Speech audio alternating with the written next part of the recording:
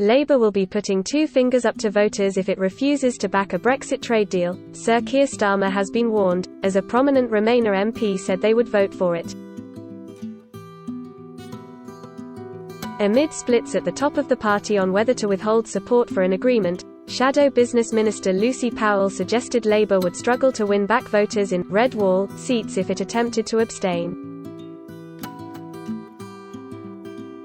Arguing that a skinny deal could be built on in future, Ms. Powell added that it was better than no deal, which she said would be a catastrophe, and was therefore quite hard for us to oppose.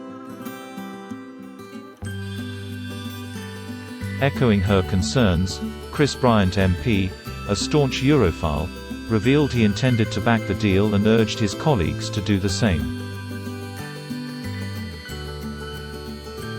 Writing for the Telegraph, the former foreign minister said that even if Boris Johnson failed to strike the comprehensive deal we were promised, the alternative of no trade deal would be even worse. While Sir Keir has hinted he intends to back a deal, Annalisa Dodds, the Shadow Chancellor, is said to be one of several Shadow Cabinet ministers who believe Labour should abstain to avoid being blamed for any economic fallout. Other skeptics include Shadow Trade Secretary Emily Thornberry and Shadow Justice Secretary David Lammy, both prominent Remainers, as well as Shadow Scotland Secretary Ian Murray. On Friday evening, Lord Kinnock, the former Labour leader, also waded into the row, telling peers that backing the deal would be politically lethal for the party.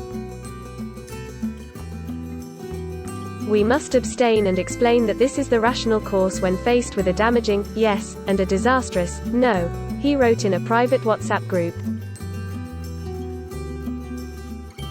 However, Ms. Powell, who helped lead a review into last year's crushing election defeat, argued that it was better to be strong than refusing to take a position either way. It's not just about Brexit. Although Brexit was a big symbolic expression of Labour losing touch with its traditional voter base, she told Huffington Post. And we can't keep putting two fingers up to people if we want them to vote for us again and support us and be part of the agenda that we want for the future. According to Labour insiders, Lisa Nandy, the Shadow Foreign Secretary, Nick Thomas-Symonds, the Shadow Home Secretary, and Jonathan Ashworth, the Shadow Health Secretary, are also in favour of a deal. Mr Bryant, the MP for Rhondda in Wales, warned that a no-deal exit would lead to tariffs on Welsh lamb that would make the meat unaffordable in the EU, where half is sold at present. He also voiced alarm about the security implications of leaving without a deal, adding, "If the Prime Minister does what I expect him to do, namely negotiate some kind of minimalist trade deal with the EU at the very last minute, I expect I will vote for it, and I would encourage all my Labour colleagues to do the same." A Labour source told the Telegraph a final position was likely to be hammered out over the next few days, adding that the party would need to have come to collective decision, either before or soon after any deal is struck.